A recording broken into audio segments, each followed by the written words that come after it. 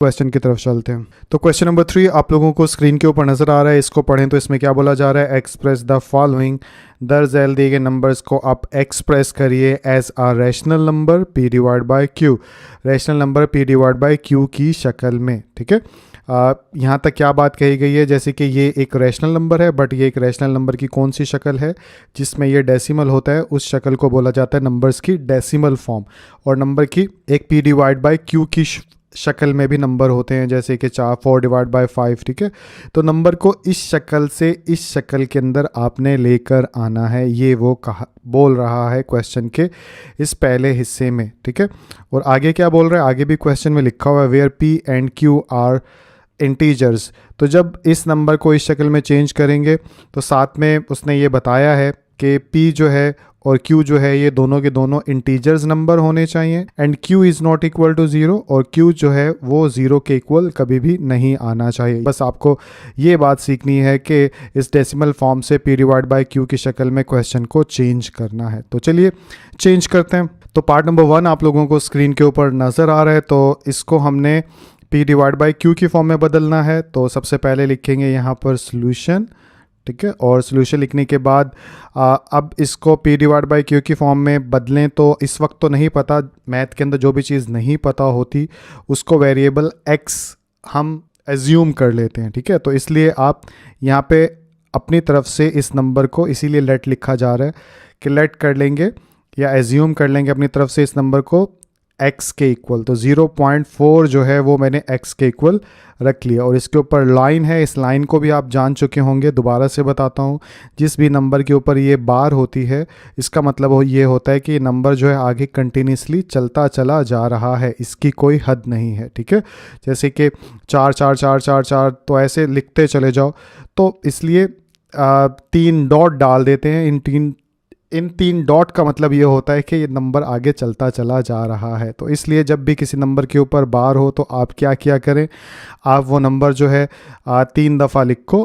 ठीक है, और 3 दफ़ा लिखने के बाद ऐसे 3 डॉट डाल दो, इसका मतलब ये है कि ये नंबर चलता चला जा रहा है। तो नंबर को हम ऐसे भी लिख सकते हैं शॉर्ट फॉर्म में, और ऐसे भी लिख सकते हैं, इन दोनों में कोई फ़र्क नहीं है। ठीक है, तो सबसे पहला स्टेप में क्या करना है कि आपने इस नंबर को x के इक्वल रख लिया, और अब x की वैल्यू मालूम कर लेंगे।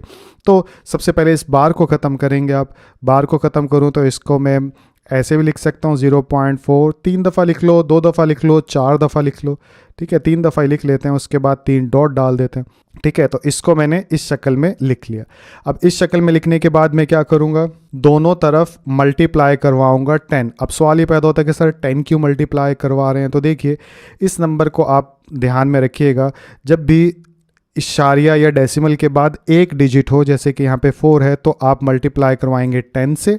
अब इस चीज़ को ऐसे भी समझ सकते हैं, जैसे 0.4 था तो डेसिमल की जगह 1 डाल दो, और आगे जितने भी डिजिट होंगे उतने 0 डाल दो, तो आगे सिर्फ एक डिजिट है तो 10 आया।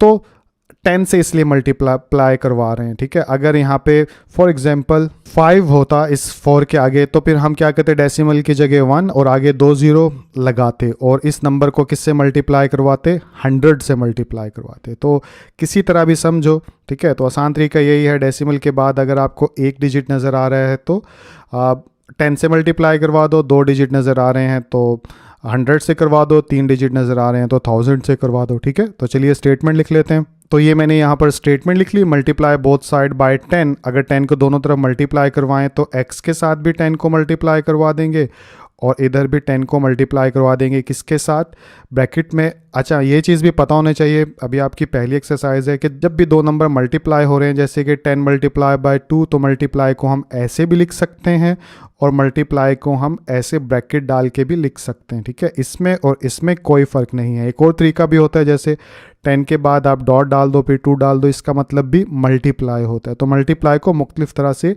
लिखा जाता है, तो हम यहाँ ब्रैकेट वाला तरीका इस्तेमाल कर रहे हैं। तो 10 के बाद जो है 10 को किससे दोनों तरफ मल्टीप्लाई करवाना है ना हमने, तो ये x के साथ जो है 10 को मल्टीप्लाई करवा लिया। अब इक्वेशन की दूसरी तरफ जो है वहाँ पे भी 10 को मल्टीप्लाई करवा लेंगे। तो 10 को किससे मल्टीप्लाई करवाएंगे, 0.444, और 3 डॉट डाल दो और ब्रैकेट क्लोज कर दो।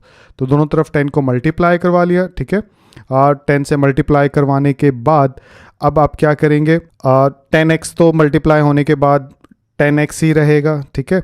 और इधर 10 से मल्टीप्लाई कैलकुलेटर लेकर आते हैं, तो ये आ गया हमारा कैलकुलेटर। कैलकुलेटर पे हम क्या करेंगे, 10 को मल्टीप्लाई करवाना है किसके साथ, 0.444, 3 दफ़ा 4 है तो 3 दफ़ा ही हर बार यूज़ कर लेंगे, ठीक है। और 3 दफ़ा लिखने के बाद इक्वल का बटन दबा देंगे, तो क्या आया 4.44। अब यहाँ पे 2 दफ़ा 4 आया है, ठीक है। मैं इस चीज़ को थोड़ा एक्सप्लेन करना चाहूँगा यहाँ पर, ठीक है।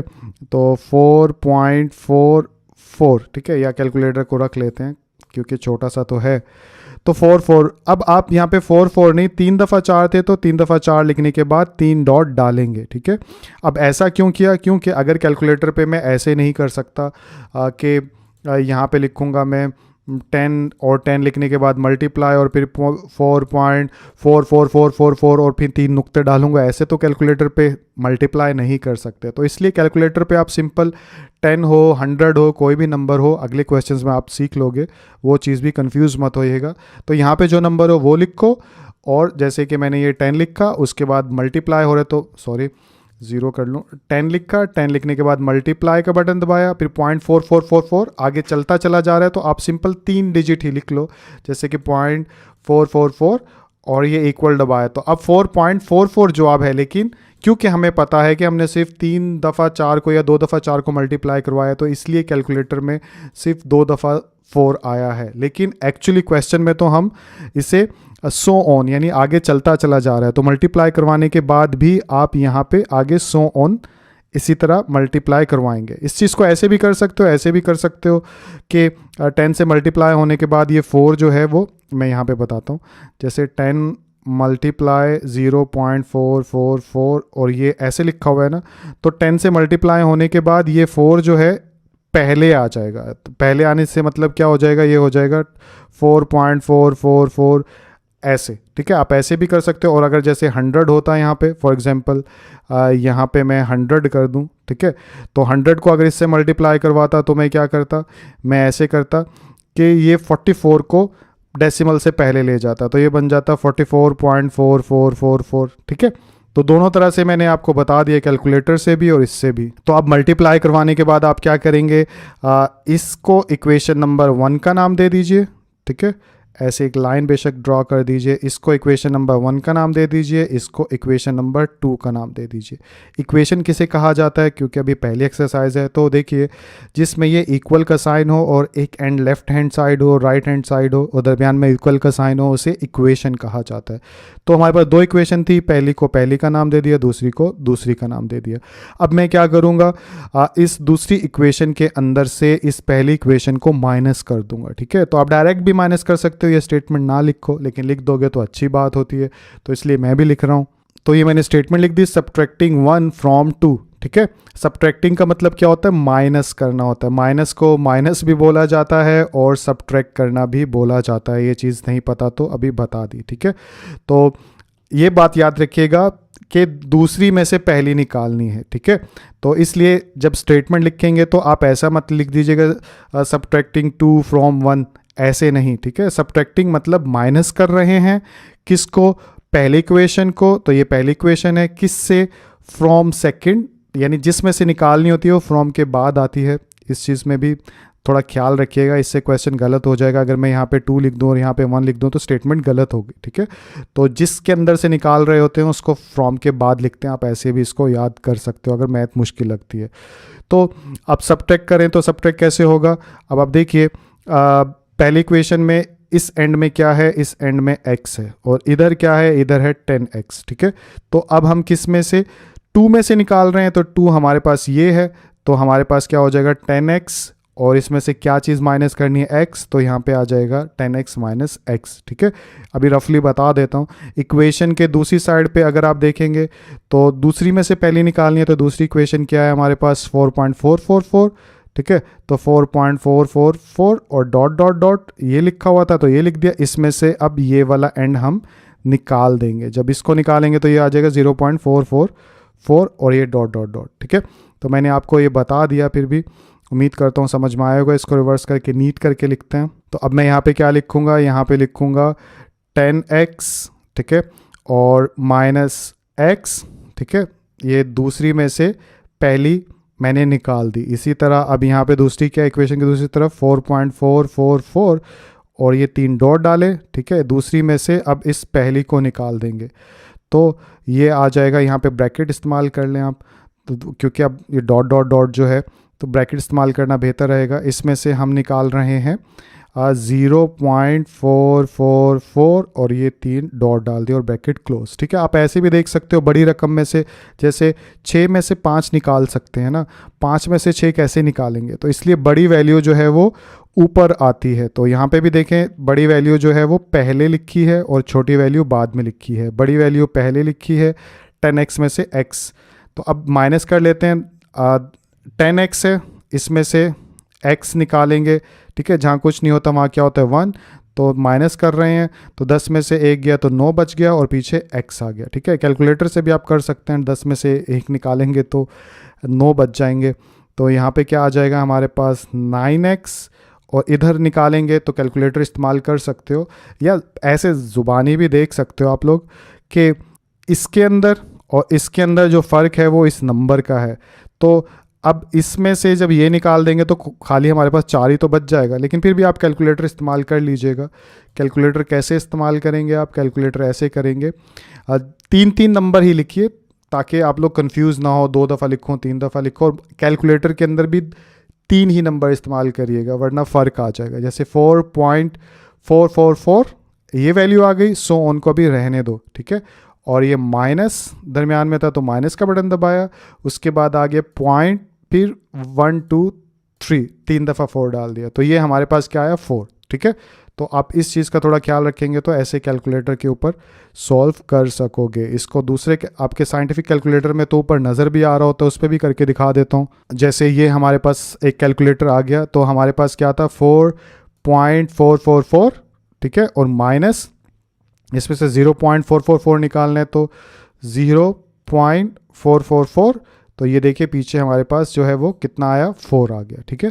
तो अब हमारे पास यहाँ तक बात पहुँच गई। अब ये मैथ का रूल होगा, छोटी क्लासेस में आपने सीखा होगा, नहीं सीखा तो अभी बता रहा हूँ। देखिए ये दरमियान में इक्वल है, तो इक्वेशन के जब इस साइड पे से अगर कोई वैल्यू या कोई भी नंबर दूसरी तरफ इक्वेशन के लेके जाना हो और इस तरफ वो दोनों नंबर आपस में मल्टीप्लाई हो रहे हों तो दूसरी तरफ जाके वो नंबर डिवाइड हो जाता है, ठीक है। दोबारा बताता हूँ, इक्वेशन के एक तरफ अगर 2 नंबर, जैसे यहाँ पे 2 वैल्यूज़ हैं 9 और x, इन दोनों में से किसी एक को अगर इक्वेशन के दूसरी तरफ लेकर जाना होगा तो दूसरी तरफ जाके ये डिवाइड हो जाएगा। तो ये क्या बन जाएगा, x इज़ इक्वल टू 4 के नीचे आ जाएगा, ठीक है, 4 डिवाइड बाय 9, ठीक है। तो देखिए इस तरह से डिवाइड हो गया। ऐसे भी समझ सकते हो, काफ़ी टीचर इसको ऐसे भी करते हैं कि 9x इज़ इक्वल टू 4 है तो 9 से इधर भी डिवाइड कर दो, 9 से इधर भी डिवाइड कर दो, ये 9 से कैंसिल हो गया तो x इज़ इक्वल टू आ गया 4 डिवाइड बाय 9। तो क्वेश्चन सॉल्व करने के मुख्तलिफ़ तरीके होते हैं, तो जो भी आपका टीचर बताए तो आप उसी तरह से फॉलो कर लीजिएगा, लेकिन ये आसान होता है, शॉर्ट होता है, ठीक है, कि इधर 9 मल्टीप्लाई हो रहा है, दूसरी तरफ लेकर जाएंगे तो डिवाइड हो जाएगा। तो डिवाइड होगा तो क्या होगा, जो भी चीज़ डिवाइड होती है वो हमेशा नीचे जाती है, तो 4 डिवाइड बाय 9 हो जाएगा। तो यही आपका जो है वो आंसर होगा। कैसे आंसर होगा, क्योंकि क्वेश्चन में आप लोगों को क्या बोला गया था कि आपने इस नंबर को कन्वर्ट करना है p डिवाइड बाय q की शक्ल में। तो हमने इस नंबर को x के इक्वल रखा कि अभी हमें नहीं मालूम, तो इसलिए जो आंसर है वो x है हमारा, और फिर हमने x की वैल्यू मालूम कर ली तो ये x की वैल्यू आ गई 4 डिवाइड बाय 9। तो अब आप देखिए ये p डिवाइड बाय q की शक्ल में ही आ गया, ठीक है। तो बेसिकली आप लोगों ने इससे 9 डिवाइड बाय 4 जो है ये इक्वेशन बन गई, यानी 0.4444 किसके इक्वल आया, सॉरी 4 डिवाइड बाय 9 के इक्वल आया, मैंने 9 डिवाइड बाय 4 लिख दिया। तो बेसिकली क्वेश्चन में यही बात बोली गई थी कि इस नंबर को p डिवाइड बाय q की फॉर्म में लिखो, तो ये मैंने p डिवाइड बाय q की फॉर्म में तब्दील कर दिया। खैर क्वेश्चन को अच्छे से समझना चाहिए, इसलिए मेरी कोशिश होगी कि हर तरह से आपको बता दूँ ताकि कहीं पे भी आप कंफ्यूज ना हो। क्वेश्चन सॉल्व करना आसान होता है, तो वो उम्मीद करता हूँ वो तो आप सीख ही गए होंगे, ठीक है। तो पार्ट नंबर 2 आप लोगों को स्क्रीन के ऊपर नज़र आ रहा है, इसे भी p डिवाइड बाय q की फॉर्म में तब्दील करना है। तो सबसे पहले सोल्यूशन लिखा और इसे लेट कर लेंगे हम लोग किसके इक्वल, x के इक्वल, ठीक है। तो यहाँ पे मैंने लिखा x, ठीक है, और ये इक्वल आ जाएगा 0.36 7 और ऊपर बार आ गई, ठीक है। इस बार का मतलब क्या हुआ, इस बार का मतलब ये हुआ कि ये 37 37 37 आगे चलता चला जा रहा है। तो सबसे पहला स्टेप इस बार को ही ख़त्म करना है। तो चलिए इस बार को ख़त्म करते हैं। तो x इज़ इक्वल टू कितना आ जाएगा, 0.3737, 3 दफ़ा लिख लो, ठीक है।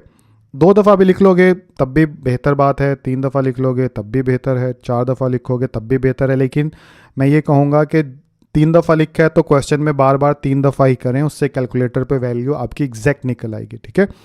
तो ये हमने बार ख़त्म कर दी। बार ख़त्म करने के बाद अब क्या करेंगे, इसको मल्टीप्लाई करेंगे। किससे मल्टीप्लाई करेंगे, जैसे कि मैंने बताया था कि 0.37 है, ठीक है। तो डेसिमल के बाद कितने डिजिट हैं, 2 डिजिट है, तो हम 100 से मल्टीप्लाई करेंगे। या दूसरी तरह से ऐसे समझा होगा अगर कि डेसिमल की जगह 1 लगाओ, बाकी जितने डिजिट हैं उतने 0 डालो, तो क्या बना हमारे पास 100, तो 100 से मल्टीप्लाई करेंगे। आप ये दोनों तरह से किसी भी तरीके से जहन में रख सकते हो बात।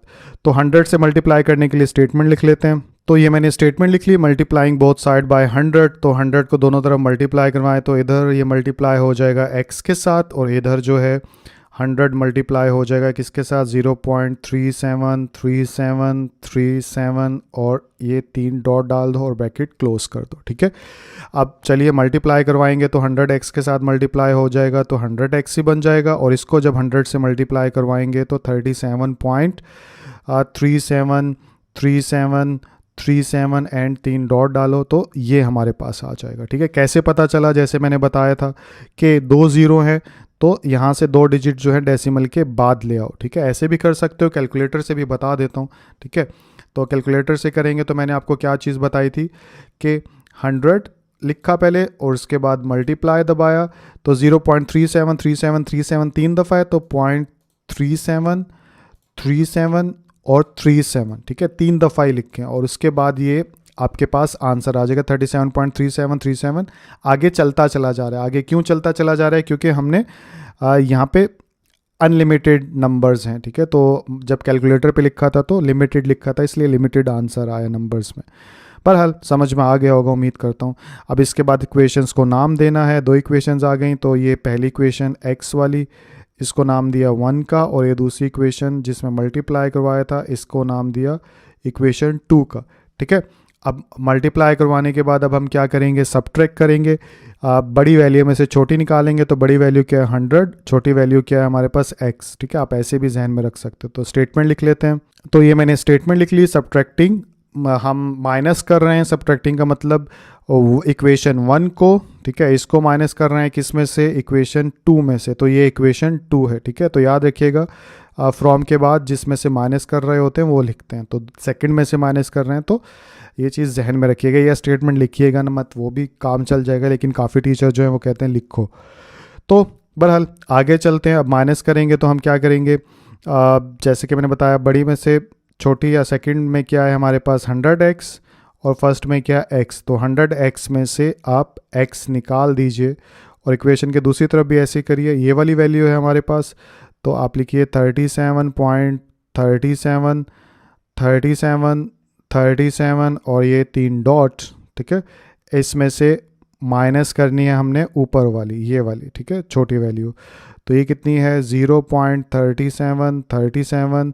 2 दफ़ा लिख रहे हैं तो फिर 2 दफ़ा ही लिखिए हर जगह। 3 दफ़ा लिख रहे हैं तो आप 3 दफ़ा ही लिखिए, और फिर ये 3 डॉट डाल दिए, ठीक है।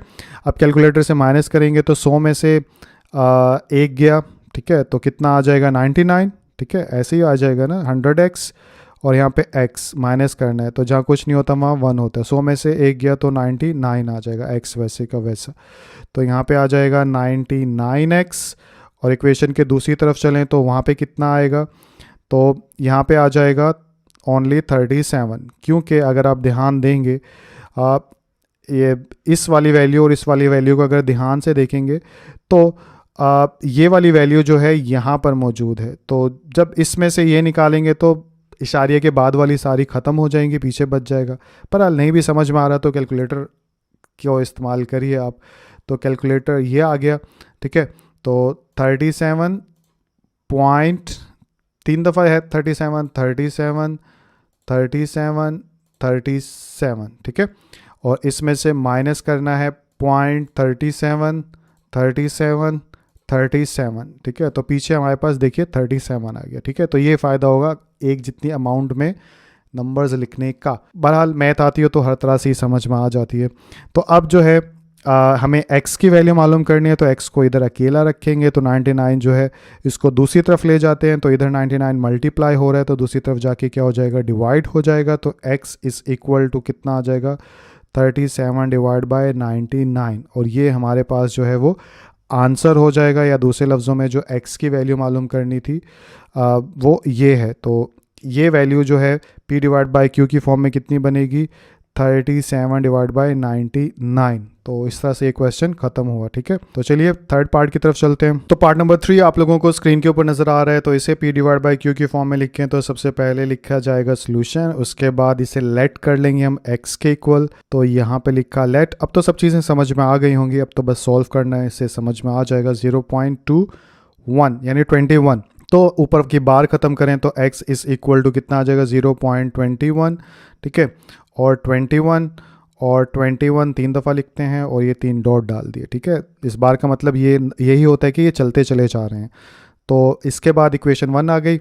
अब इसके साथ मल्टीप्लाई करवाएंगे, तो स्टेटमेंट लिख देते हैं, लेकिन मल्टीप्लाई क्या करवाएंगे, देखिए 0.21 है, तो डेसिमल के बाद कितने डिजिट हैं, वो 2 डिजिट है, तो 100 से मल्टीप्लाई करवाएंगे, ठीक है। तो स्टेटमेंट लिख लेते हैं। तो ये मैंने यहाँ पर स्टेटमेंट लिख ली, 100 से मल्टीप्लाई करवाएंगे, तो ये क्या हो जाएगा, 100 के साथ x को मल्टीप्लाई करवा लिया, और इधर 100 के साथ हमने मल्टीप्लाई करवा लिया 0.21, 21 एंड 21 एंड सो ऑन, ठीक है। तो ये ब्रैकेट में क्लोज कर दी। तो ये अब इसके बाद मल्टीप्लाई होने के बाद ये हो जाएगा 100x, और यहाँ पे हो जाएगा 21.21, 21 एंड 21 एंड सो ऑन, ठीक है। कैलकुलेटर पे भी मल्टीप्लाई करवा के दिखा देता हूँ।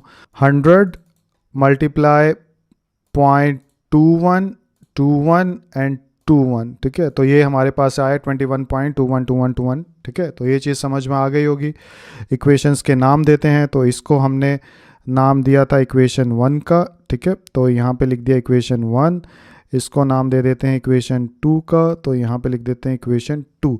अब हमें सबट्रैक्ट करना है, तो चलिए स्टेटमेंट लिख लेते हैं। तो ये मैंने स्टेटमेंट लिख ली। सबट्रैक्ट करें तो सेकंड में से फर्स्ट निकालनी है, तो सेकंड हमारे पास क्या है, 100x, फर्स्ट क्या है x, तो ये भी वही बनेगा 99। तो 100x में से आपने x को माइनस कर दिया, इधर चलेंगे तो 21.21, 21, 21 एंड सो ऑन, और ये ब्रैकेट और माइनस करवाएंगे, इधर क्या आ जाएगा हमारे पास 0.21, 21, 21 एंड सो ऑन, ठीक है। तो 100 में से 1 गया तो 99x, पिछले क्वेश्चन में समझ गए होंगे। इधर से आप माइनस करेंगे तो पीछे बच जाएगा 21, ठीक है। तो कैसे पता चला, तो दोबारा कैलकुलेटर से भी करके चलो दिखा देता हूँ। तो ये वैल्यू है हमारे पास 21.21, 21, 21 माइनस 0.21, 21, 21, और ये आ जाएगा हमारे पास 21, ठीक है। तो अब 99 को उधर जाके डिवाइड करवा देंगे, क्योंकि x की वैल्यू मालूम करनी है, तो 21 डिवाइड बाय 99 जो है हमारे पास आंसर आ जाएगा। तो यहाँ से पता क्या चला कि ये 0.21 जो है p डिवाइड बाई q की फॉर्म में कितना हो जाएगा, 21 डिवाइड बाय 99, ठीक है। उम्मीद करता हूँ ये क्वेश्चन जो है समझ में आ गया होगा। अगले की तरफ चलते हैं। तो क्वेश्चन नंबर 4 आप लोगों को स्क्रीन के ऊपर नजर आ रहा है, इसको पढ़ें। तो इसमें क्या बोला जा रहा है, name of the property used in the following. क्या मतलब हुआ, प्रॉपर्टी के नाम बताइए यूज्ड इन द फॉलोइंग, दरअसल जो दी गई इक्वेशंस हैं इसमें इस्तेमाल हुई हैं, ठीक है। ट्रांसलेशन की हद तक तो समझ में आ गया, लेकिन ओवरऑल कॉन्सेप्ट समझ में नहीं आया होगा कि ये जो क्वेश्चन या इक्वेशन है ये कौन सी रियल नंबर की प्रॉपर्टी है। ये वाला जो है इक्वेशन कौन सी रियल नंबर की प्रॉपर्टी है। तो सबसे पहले आप लोगों को प्रॉपर्टीज़ सीखनी होंगी रियल नंबर्स की, कौन कौन सी हैं। मैं आपकी बुक में आपको दिखाता हूँ ताकि आप लोग देख सको कि मैं अब क्या समझाने वाला हूँ। तो स्क्रीन पर आप लोगों को आपकी बुक नज़र आ रही होगी। तो पेज नंबर 6 पे properties of real number, in properties की क्वेश्चन नंबर 4 के अंदर बात की जा रही है, ठीक है। तो रियल नंबर की प्रॉपर्टीज़ कौन सी हैं, एडिटिव प्रॉपर्टीज़ हैं और मल्टीप्लिकेटिव प्रॉपर्टीज़ हैं। अब ये एडिटिव प्रॉपर्टीज़ अगर देखें the closure, commutative, associative, identity, inverse, 5 property हैं। अगर मल्टीप्लाइकेटिव के अंदर भी देखेंगे तो क्लोजर, कम्यूटेटिव, एसोसिएटिव, आइडेंटिटी और इनवर्स प्रॉपर्टी। तो बेसिकली मैं ये कहना चाह रहा हूँ रियल नंबर की प्रॉपर्टीज़ 5 ही होती हैं। इन 5 प्रॉपर्टीज़ को पहले एडिशन के पॉइंट ऑफ व्यू से समझा जाता है या इनके ऊपर बात की जाती है, ठीक है। उसके बाद इन्हीं प्रॉपर्टीज़ को मल्टीप्लिकेटिव के लिहाज से समझा जाता है या बात की जाती है। तो आसान लफ्ज़ों में कि हम इन 5 प्रॉपर्टीज़ को ही पढ़ने वाले हैं, एक बार एडिशन के लिहाज से और एक बार मल्टीप्लिकेशन के लिहाज से, ठीक है।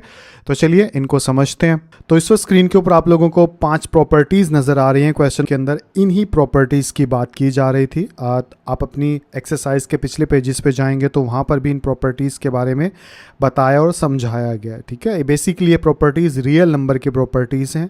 Closure, commutative, associative, identity, inverse, हर प्रॉपर्टी को एक बार हम पढ़ेंगे या सीखेंगे प्लस के पॉइंट ऑफ व्यू से और एक बार पढ़ेंगे या सीखेंगे मल्टीप्लिकेशन के पॉइंट ऑफ व्यू से, जिसको इंग्लिश में विद रिस्पेक्ट टू कहा जाता है। शॉर्ट फॉर्म क्या होती है विद रिस्पेक्ट टू की? WRT, ठीक है। तो पहली प्रॉपर्टी क्लोजर प्रॉपर्टी है। ये क्या कहती है तो इसको समझते हैं। इसको समझने के लिए मैंने नीचे यहाँ पर पहले से हेडिंग लिखी हुई है। तो क्लोजर प्रॉपर्टी हमें क्या बताती है? जैसे कि मैंने कहा था हर प्रॉपर्टी को हम प्लस के पॉइंट ऑफ व्यू से भी समझेंगे और मल्टीप्लिकेशन पॉइंट ऑफ व्यू से भी समझेंगे, ठीक है। तो मैं यहाँ हेडिंग लिख लेता हूँ। तो ये मैंने यहाँ पर हेडिंग लिख ली। तो सबसे पहले डिस्कस करते हैं क्लोजर प्रॉपर्टी एडिशन के पॉइंट ऑफ व्यू से क्या कहती है, ठीक है। तो एडिशन के पॉइंट ऑफ व्यू से क्लोजर प्रॉपर्टी में बात करूँ तो ये प्रॉपर्टी हमें ये बताती है कि अगर कहीं पे 2 रियल नंबर हों, मिसाल के तौर पे एक रियल नंबर को ए से रिप्रेजेंट कर लेते हैं और एक को बी से रिप्रेजेंट कर लेते हैं। अगर कहीं पे 2 रियल नंबर हों और दोनों ऐड हो रहे हों, ठीक है, तो उनके ऐड होने के बाद जो आंसर आएगा उसका ताल्लुक भी रियल नंबर से होगा।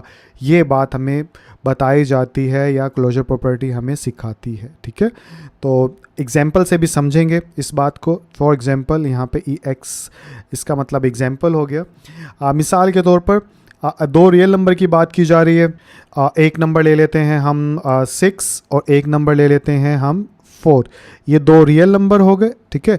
अब इन 2 रियल नंबर को हम ऐड करेंगे तो हमारे पास क्या आ जाता है? 10 आ जाता है। तो आप देख सकते हो ये 10 जो है वो किससे ताल्लुक़ रखता है? वो रियल नंबर से ही ताल्लुक़ रखता है। तो ये प्रॉपर्टी की बात बिल्कुल सही है। अभी आप सीख लीजिए तमाम प्रॉपर्टीज़, फिर क्वेश्चन के अंदर मैं आपको बताऊंगा कि कैसे आप देख सकते हो या समझ सकते हो कि कौन सा क्वेश्चन किस प्रॉपर्टी से ताल्लुक़ रखता है। तो जैसे एडिशन के पॉइंट ऑफ व्यू से आपने समझा क्लोजर प्रॉपर्टी को, इसी तरह मल्टीप्लिकेशन के पॉइंट ऑफ व्यू से भी बात की गई है। मल्टीप्लिकेशन के पॉइंट ऑफ व्यू से भी वो यही बात करती है कि अगर 2 रियल नंबर हों, जैसे कि एक रियल नंबर A है और एक रियल नंबर B है, ये दोनों के दोनों आपस में मल्टीप्लाई हो रहे हों। मल्टीप्लिकेशन को क्रॉस से भी रिप्रेजेंट किया जाता है और इस तरह डॉट से भी रिप्रेजेंट किया जाता है, ठीक है। तो जिस तरह से भी आप कर लीजिए। तो मैं यहाँ पे क्रॉस से रिप्रेजेंट कर देता हूँ। तो 2 रियल नंबर अगर कहीं पे मल्टीप्लाई हो रहे हों तो उनका आंसर जो होता है वो रियल नंबर से ताल्लुक़ ही रखता होगा, ठीक है। जैसे नंबर की फॉर्म में ये बात समझे तो अगर एक रियल नंबर 6 हो हमारे पास और दूसरा रियल नंबर 4 हो हमारे पास, तो 6 4 ज़ा कितना होता है? 24। तो अब देखिए 24 जो है ये भी किससे ताल्लुक़ रखता है? ये भी रियल नंबर से ताल्लुक़ रखता है। ये जो सिंबल होता है ना, इसका मतलब होता है बिलोंग्स टू, या उर्दू में समझे तो ताल्लुक़ रखता है। तो 24 जो है वो भी किससे ताल्लुक़ रखता है? रियल नंबर से ताल्लुक़ रखता है। तो बेसिकली आपने क्लोजर प्रॉपर्टी के अंदर क्या बात सीखी? आपने ये सीखी कि अगर प्लस के पॉइंट ऑफ व्यू से क्लोजर प्रॉपर्टी को देखें तो 2 रियल नंबर का रिज़ल्ट जो होता है वो रियल नंबर होता है। और अगर मल्टीप्लिकेशन के पॉइंट ऑफ व्यू से हम देखें क्लोजर प्रॉपर्टी क्या कहती है? 2 रियल नंबर अगर मल्टीप्लाई हो रहे होंगे तो उसका आंसर भी रियल नंबर ही आएगा। तो क्लोजर प्रॉपर्टी उम्मीद करता हूँ समझ में आ गई होगी। अब हम बात कर लेते हैं नेक्स्ट प्रॉपर्टी के ऊपर। तो ये कम्यूटेटिव प्रॉपर्टी की हेडिंग आ गई। तो कम्यूटेटिव प्रॉपर्टी एडिशन के पॉइंट ऑफ व्यू से क्या कहती है विद रिस्पेक्ट टू एडिशन? इसमें हम क्या सीखते हैं? इसमें हम ये सीखते हैं कि अगर 2 रियल नंबर, जैसे कि अगर एक रियल नंबर A हो और एक रियल नंबर B हो और ये 2 रियल नंबर अगर आपस में प्लस हो रहे हों तो ये बराबर होता है ए प्लस बी बराबर होता है बी प्लस ए। ठीक है, इससे क्या बात सीखनी है आपने कि तरतीब से फ़र्क नहीं रख पड़ता। ठीक है, अगर कहीं पे दो रियल नंबर हों, जैसे ए इधर पहले है और ए इधर बाद में है, ठीक है, बी इधर बाद में है, बी इधर पहले है, तो तरतीब से फ़र्क नहीं पड़ता। इस बात को आप मिसाल से सही तरह समझ सकते हो। जैसे मिसाल से बताऊं तो एक नंबर हम ले लेते हैं 4, ठीक है, और एक नंबर लेते हैं 7। तो 4 + 7 जो है वो 7 + 4 के इक्वल ही होता है। जैसे 7 और 4 कितने होते हैं, 8 9 10 11, 11 आ जाएगा इसका जवाब। और यहाँ पे भी 7 और 4 कितना हो जाएगा, 11। तो यहाँ से क्या बात सीखने को मिलती है कि a + b = b + a, यानी तरतीब से फ़र्क नहीं पड़ता। 4 चाहे पहले रखो चाहे 4 बाद में रखो, 7 के ऐड करने से जवाब सेम ही आता है। ठीक है, तो ये चीज़ हमें पता चलती है कम्यूटेटिव प्रॉपर्टी से। ठीक है, तो प्लस के पॉइंट ऑफ व्यू से हमने समझ लिया। मल्टीप्लिकेशन के अंदर भी इसी तरह की बात है। उसमें मल्टीप्लाई के पॉइंट ऑफ व्यू से बताया गया है कि अगर दो रियल नंबर हों, दोनों को मल्टीप्लाई किया जा रहा हो, जैसे a × b हो, तो इसका आंसर जो है वो बराबर आएगा b × a के। तो इसके अंदर भी वही बात है कि a इधर पहले है और इधर बाद में है, लेकिन मल्टीप्लाई होने के बाद इनके आंसर सेम होते हैं। जैसे अगर एक a को हम एक नंबर 4 कर लेते हैं और एक नंबर 7 कर लेते हैं, और इधर भी इधर 4 + 7 किया है, तो इधर 7 × 4 कर लेते हैं। ठीक है, तो अब देखिए तरतीब में फ़र्क है ना, जो पहले था वो इधर बाद में है, तो लेकिन इससे आंसर वही आ रहा है। 7 4 से कितना होता है, 28, तो इधर भी 28 आया और इधर भी 28 आया। तो यहाँ से क्या बात पता चली कि कम्यूटेटिव प्रॉपर्टी हमें ये बात सिखाती है कि तरतीब रियल नंबर में आप कोई भी रखो, मल्टीप्लाई के अंदर या ऐड के अंदर, एंड आंसर के ऊपर इससे कोई फ़र्क नहीं पड़ता। 5 + 4 जो है वो भी 9 के इक्वल होता है, और 4 + 5 वो भी 9 के इक्वल ही होता है। तो ये चीज़ हमें मैथ के अंदर ये चीज़ हमें पता चलती है कम्यूटेटिव प्रॉपर्टी के वजह से। तो एसोसिएटिव प्रॉपर्टी आप लोगों को स्क्रीन के ऊपर नज़र आ रही है। ये प्रॉपर्टी हमें क्या कहती है, तो सबसे पहले एडिशन के पॉइंट ऑफ व्यू से इसको डिस्कस कर लेते हैं। ये प्रॉपर्टी हमें ये बताती है, पहले लिख लेता हूँ। जैसे 3 रियल नंबर हों, a + b + c, तो वो बराबर होते हैं a + b + c। यानी कि क्या चीज़, मैं कलर चेंज करके आपको ये बात बताता हूँ कि अगर हम फॉर एग्ज़ाम्पल इधर से इन दोनों को पहले सॉल्व कर लें और इधर से इन दोनों को सॉल्व कर लें, तब भी आंसर में कोई फ़र्क नहीं पड़ेगा। ठीक है, वाइट कलर से ज़्यादा बेहतर है कि अगर हम इन दोनों को सॉल्व कर लें और इधर से इन दोनों को सॉल्व कर लें, इससे आंसर में फ़र्क नहीं पड़ेगा। तो इस बात को मैं ऐसे समझना थोड़ा सा मुश्किल होगा शायद आप लोगों के लिए, मैं मिसाल से बताता हूँ। ठीक है, एग्जाम्पल में हम 3 नंबर ले लेते हैं, कोई से रियल नंबर 4 6 8 ही ले लेते हैं। तो जैसे 4 + 6 + 8, ठीक है, और इधर भी हम ले लेते हैं 4 + 6 + 8। ठीक है, तो अब ये प्रॉपर्टी हमें ये कहती है कि जब भी 3 नंबर हों तो आप कोई से भी 2 पहले सॉल्व कर लो। जैसे इधर से पहले ये 2 सॉल्व कर लेते हैं और इधर से पहले ये 2 सॉल्व कर सकते हैं, कर लेंगे। ठीक है, जैसे इधर 6 और 8 को ऐड किया, इधर 6 और 4 को ऐड किया, तो इससे आंसर में कोई फ़र्क नहीं पड़ता। जैसे इसको अगर सॉल्व करके भी देखें तो ये क्या आ जाता है, 4 वैसे का वैसा प्लस, क्योंकि ब्रैकेट्स को पहले सॉल्व करते हैं, 6 और 6 12 13 14, यहाँ पे 14 आ जाएगा और यहाँ पे कितना आया 18। इधर करें तो 6 और 4 कितने होते हैं 10, और यहाँ पे आ जाएगा 8, और 10 और 8 कितने हो गया 18। तो अब आप देख सकते हो कि आंसर के ऊपर कोई फ़र्क नहीं आया। ठीक है, तो सीखने की बात क्या थी, सीखने की बात ये थी कि कोई से भी 3 नंबर हों तो आपकी मर्ज़ी है, किसी भी 2 को पहले सॉल्व कर सकते हो, दोनों तरफ। चाहे जैसे पहले इधर इन 2 को सॉल्व कर रहे हो तो दूसरी तरफ आप इन 2 को भी पहले सॉल्व कर सकते हो। ठीक है, यही चीज़ जो है यानी कि मल्टीप्लिकेशन के अंदर बताई गई है, उसके अंदर भी समझाने की कोशिश करता हूँ। जैसे 3 नंबर हों, जैसे एक नंबर a है और एक नंबर हम कर लेते हैं b और एक नंबर कर लेते हैं c। ठीक है, और दूसरी तरफ भी a b और c। तो अब चाहे तो आप इन 2 को सॉल्व कर लो इधर से, और इधर से फिर इन 2 को सॉल्व कर लो, या फिर चाहे तो आप इधर से इन 2 को पहले सॉल्व कर लो और इधर से इन 2 को सॉल्व कर लो। यानी कि पहले किन ही 2 को भी सॉल्व करो, आपके आंसर में फ़र्क नहीं आएगा। ये बात हमें बताती है एसोसिएटिव प्रॉपर्टी। इसको नंबर की फॉर्म में समझें तो जैसे 4 यानी 4 मल्टीप्लाई बाय 6 मल्टीप्लाई बाय 8 कर लें, इधर भी 4 मल्टीप्लाई बाय 6 मल्टीप्लाई 8 कर लें। तो इधर से पहले इन दो को सॉल्व कर लें, इधर से पहले इन दोनों को सॉल्व कर लें, तो इनके आंसर जो हैं वो सेम ही रहेंगे। जैसे इसको सॉल्व करूं तो 4 वैसे का वैसा, 8 6 48 होता है, तो यहाँ पे कितना आ जाएगा 48, और इधर इक्वल, और 6 4 कितना होता है 24, और साथ में मल्टीप्लाई 8। अब कैलकुलेटर चाहिए होगा क्योंकि मल्टीप्लाइकेशन बड़ी है, तो ये आ गया कैलकुलेटर। 48 को मल्टीप्लाई करवाना है 4 के साथ, तो हमारे पास 192 आ गया। तो यहाँ पे लिख लेंगे 192।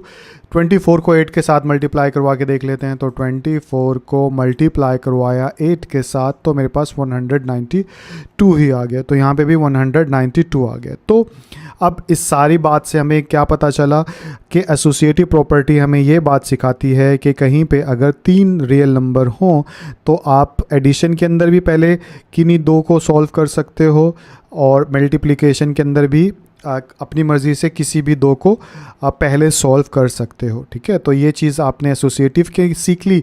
अब हम अगली प्रॉपर्टी की तरफ चलते हैं। तो अभी आपको स्क्रीन के ऊपर आइडेंटिटी प्रॉपर्टी नज़र आ रही है। ये प्रॉपर्टी हमें क्या सिखाती है? ये एडिशन के पॉइंट ऑफ व्यू से हमें ये सिखाती है कि रियल नंबर के अंदर 0 एक ऐसा नंबर है जिसको किसी भी रियल नंबर के अंदर अगर हम ऐड करेंगे तो हमारा जवाब जो है दोबारा वही आ जाएगा। ठीक है, जैसे अगर कोई रियल नंबर, जैसे कि ए मिसाल के तौर पे एक रियल नंबर है, इसके अंदर अगर आप 0 ऐड कर लोगे तो हमारे पास दोबारा वही नंबर आंसर के तौर पर आ जाएगा। तो ये चीज़ हमें पता चलती है आइडेंटिटी प्रॉपर्टी। तो बेसिकली जब भी आइडेंटिटी प्रॉपर्टी आपके जहन में आए तो आपके जहन में 0 आना चाहिए, क्योंकि 0 ही आइडेंटिटी प्रॉपर्टी है। यानी कि जो हमें ये बताती है कि 0 एक ऐसा नंबर है जिसको किसी भी नंबर के साथ ऐड करो, आपके पास आंसर जो है वो दोबारा वही आ जाता है। ठीक है, जैसे ए के अंदर 0 ऐड किया तब भी ए आया, और 0 के अंदर कोई एक नंबर ऐड कर लो, जैसे 0 के अंदर ए ऐड करेंगे तब भी ए ही आ जाएगा। इसको टीचर ऐसे भी लिखते हैं कि a + 0 तब भी a आता है, और 0 + a तब भी ये ही आता है। तो एक ही बात है, चाहे आप ऐसे समझ लो। इसके अंदर, इस मेथड के अंदर ये चीज़ होती है कि इन दोनों का जवाब जो है वो a है, और इन दोनों का जवाब भी a है। मैंने क्या किया, अलग से बता दिया क्या कि 0 जो है उसको किसी भी रियल नंबर के अंदर ऐड करो, चाहे पहले रख के ऐड करो, चाहे एंड में रख के ऐड करो, जवाब पर इससे कोई फ़र्क नहीं पड़ता। तो जब भी आइडेंटिटी प्रॉपर्टी आपके माइंड में आए एडिशन के पॉइंट ऑफ व्यू से, तो आपके माइंड में क्या आना चाहिए? आपके माइंड में 0 आना चाहिए, क्योंकि 0 आइडेंटिटी प्रॉपर्टी है। ठीक है, तो एग्जांपल तो रह ही गई। जैसे एग्जांपल करें, जैसे 5 + 0 तो किसके इक्वल आएगा? 5 ही आ जाएगा। या फिर 0 + 5 करो तब भी मेरे पास क्या आ जाएगा? 5 ही आ जाएगा। ठीक है, तो अब मिसाल भी मैंने कर दी।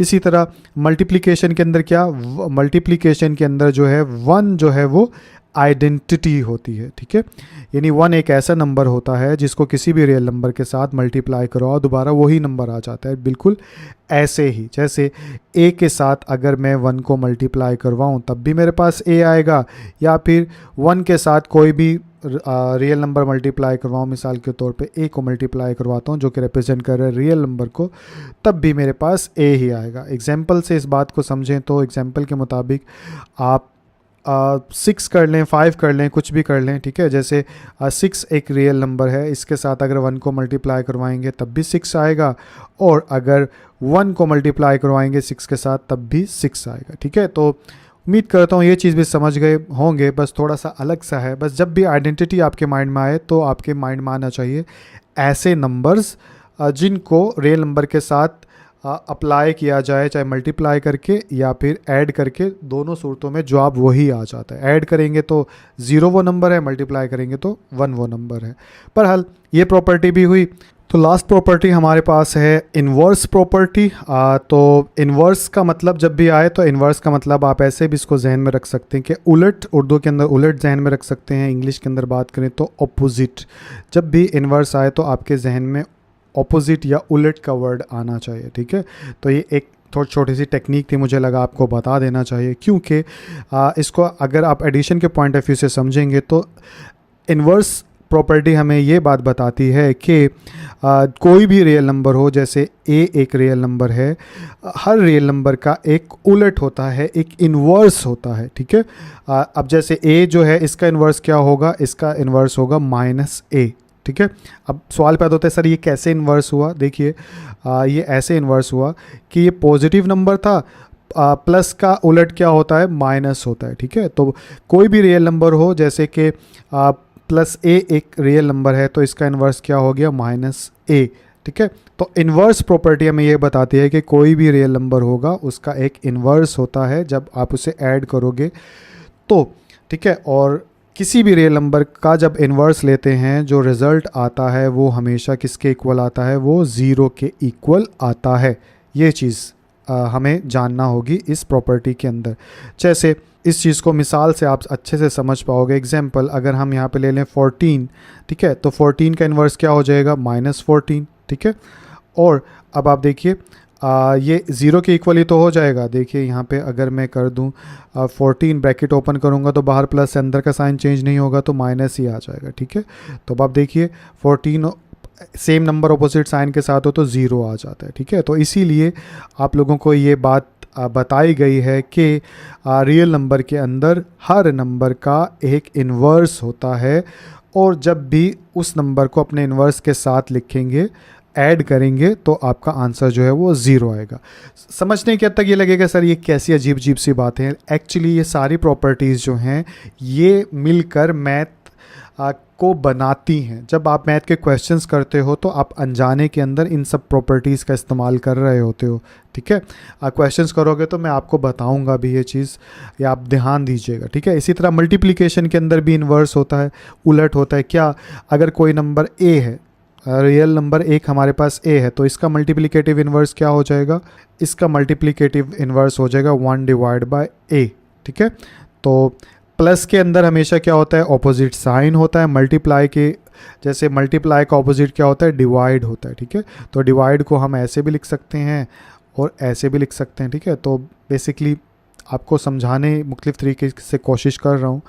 तो मल्टीप्लिकेटिव के अंदर यानी ये प्रॉपर्टी हमें ये बताती है कि हर रियल नंबर का एक इन्वर्स होता है मल्टीप्लाइकेटिव के लिहाज से।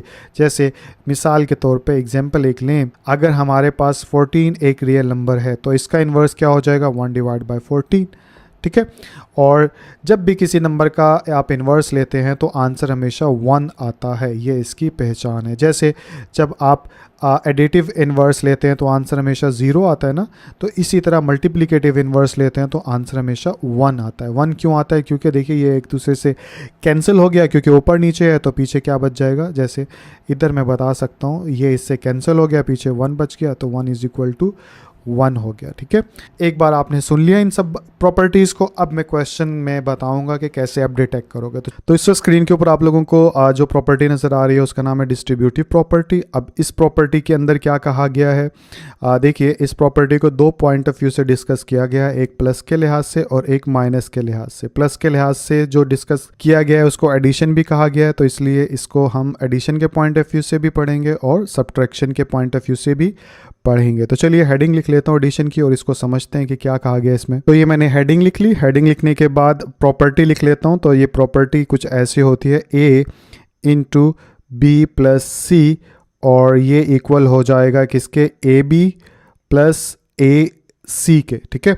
तो आप कैसे पहचानेंगे ये डिस्ट्रीब्यूटिव प्रॉपर्टी है, तो देखिए जहाँ कहीं भी इस तरह मल्टीप्लिकेशन की शक्ल आ रही हो और दूसरी तरफ मल्टीप्लाई होने के बाद आंसर लिखा हुआ, तो आप समझ जाएं कि ये डिस्ट्रीब्यूटिव प्रॉपर्टी है, ठीक है। मुख्तलिफ तरीके होते हैं इसको जहन में रखने के। अभी एक तरीका ये है, एक और भी बताता हूँ, लेकिन उससे पहले आपको ये पता होना चाहिए। जैसे ए बी के साथ मल्टीप्लाई हो रहा है तो यहाँ पे क्या आ रहा है, ए बी आ रहा है, दरमियान में प्लस है तो यहाँ पे भी प्लस हो गया। सी जब ए के साथ मल्टीप्लाई होगा, मैं इसको रिमूव करता हूँ, इसी तरह ए जब सी के साथ मल्टीप्लाई होगा तो क्या बन जाएगा, ए सी बन जाएगा। तो यहाँ से ये बात तो समझ में आ रही है कि ए जो है अंदर दोनों टर्म्स के साथ ब्रैकेट में मौजूद जो है उनसे मल्टीप्लाई हो रहा है, ठीक है। तो इस तरह से जब भी मल्टीप्लिकेशन होती है तो उसे डिस्ट्रीब्यूटिव प्रॉपर्टी कहते हैं। इसको आप ऐसे भी जहन में रख सकते हो कि डिस्ट्रीब्यूट का मतलब क्या होता है, शेयर करना। शेयर करने का मतलब क्या होता है, बांटना, उर्दू में अगर बोलूँ तो अगर बेसिकली देखा जाए तो ए जो है वो शेयर के साथ, ए जो है वो शेयर हो रहा है बी के साथ और सी के साथ। और किस रिलेशन के तहत शेयर हो रहा है, क्योंकि ब्रैकेट्स डली हुई हैं तो मल्टीप्लिकेशन के रिलेशन को इस्तेमाल करते हुए शेयर हो रहा है। जैसे ए को बी के साथ क्या रिलेशन बना, ए बी का, तो यहाँ पे आ गया ए बी। ए का सी के साथ जो है क्या रिलेशन बना, मल्टीप्लाई होने के बाद ए सी। ठीक है, तो आप देखिए यहाँ पे ए सी आ गया और दरमियान में प्लस था तो यहाँ पे प्लस आ गया। तो आप इस तरह से भी जहन में रख सकते हैं। मुख्तलिफ तरीके होते हैं बात को जहन में रखने के, कि एक ऐसी प्रॉपर्टी जो कि दिखने में कुछ इस तरह से हो कि एक नंबर जो है अंदर मल्टीप्लाई हो रहा हो, तो उसे, क्योंकि वो नंबर डिस्ट्रीब्यूट हो रहा है तो इसलिए उसको डिस्ट्रीब्यूटिव प्रॉपर्टी कहा जाता है। अब ये तो इसका हो गया फंडामेंटल कॉन्सेप्ट। ठीक है, और एडिशन के लिहाज से हम डिस्कस कर रहे थे, अगर दरमियान में प्लस होगा तो एडिशन के लिहाज से डिस्ट्रीब्यूटिव प्रॉपर्टी है, और अगर माइनस होगा तो सब्ट्रैक्शन के पॉइंट ऑफ व्यू से डिस्ट्रीब्यूटिव प्रॉपर्टी है। अब इसका नाम जो है, जब आप लिख के बताएंगे क्वेश्चन में कि ये कौन सी प्रॉपर्टी है, तो वो बड़ा सारा नाम होता है, उसमें लेफ़्ट और राइट का भी ख्याल रखा जाता है। तो मैं ऐसा करता हूँ, पहले लिख देता हूँ और उसके बाद आगे समझाता हूँ। जैसे कि ये मैंने हेडिंग लिख दी। ये प्रॉपर्टी कौन सी है, ये प्रॉपर्टी है left distributive property of multiplication over addition. ठीक है, तो ये पूरा नाम होगा। काफ़ी बच्चे कहेंगे सर इतना लंबा नाम क्यों है और कैसे याद रखेंगे, तो देखिए आसान से, इसको आप बारी बारी देखेंगे छोटे छोटे हिस्सों में तो आपको आसान लगेगा। जैसे ए जो है वो क्या हो रहा है, अंदर डिस्ट्रीब्यूट हो रहा है, तो बेसिकली ये डिस्ट्रीब्यूटिव प्रॉपर्टी है। ठीक है, और किस रिलेशन के तहत डिस्ट्रीब्यूट हो रहा है, मल्टीप्लिकेशन के रिलेशन के तहत डिस्ट्रीब्यूट हो रहा है। तो अब आप देखिए ये डिस्ट्रीब्यूटिव प्रॉपर्टी ऑफ मल्टीप्लिकेशन हो गया। ठीक है, तो यहाँ तक बात समझ में आ गई आप लोगों को। ठीक है, कि डिस्ट्रीब्यूटिव प्रॉपर्टी ऑफ मल्टीप्लिकेशन।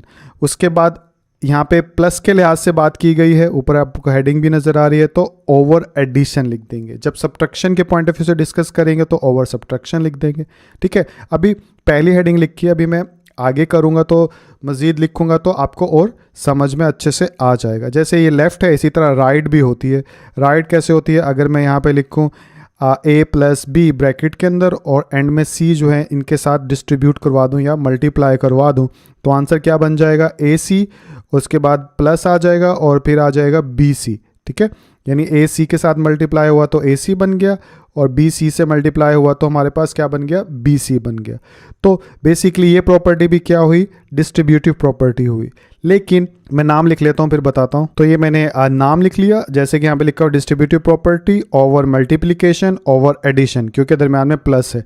अब लेफ़्ट राइट का चक्कर है, इस बात को भी आप आसानी से समझ सकते हो कि अगर लेफ़्ट साइड से कोई भी नंबर या वैल्यू मल्टीप्लाई हो रही है तो उसे लेफ़्ट डिस्ट्रीब्यूटिव प्रॉपर्टी कहा जाता है। इसी तरह अगर जैसे सी अब राइट साइड पे है, अब अपने राइट हैंड को देखेंगे तो राइट हैंड इस तरफ ही होगा आपके। ठीक है, तो राइट हैंड की तरफ से मल्टीप्लाई हो रही है वैल्यू, इसलिए इसको राइट डिस्ट्रीब्यूटिव प्रॉपर्टी कहेंगे। ठीक है, तो यहाँ से लेफ़्ट और राइट की बात समझ में आई, क्योंकि मल्टीप्लाई हो रहे हैं वैल्यूज़, इसलिए ऑफ मल्टीप्लिकेशन आ गया, और इसमें प्लस का जिक्र किया गया है तो इसलिए ओवर एडिशन आ गया। तो दिखने में लंबी है, लेकिन अगर आप समझोगे तो एक बार आपको अच्छे से समझ में आ जाएगा। तो ठीक जैसे ये एडिशन की पड़ी है, इसी तरह सब्ट्रैक्शन की डिस्ट्रीब्यूटिव प्रॉपर्टी होती है, उसको भी मैं एक बार लिख के समझा देता हूँ। तो ये मैंने हेडिंग लिख ली विद रिस्पेक्ट टू सब्ट्रैक्शन। तो सब्ट्रैक्शन के पॉइंट ऑफ व्यू से भी ठीक वैसे ही बात होगी, बस दरमियान में माइनस आ जाएगा। जैसे कि ए को अगर मैं मल्टीप्लाई करवाऊँ बी माइनस सी से, अब प्लस की जगह क्या हो जाएगा, सब्ट्रैक्शन का साइन आ जाएगा बी माइनस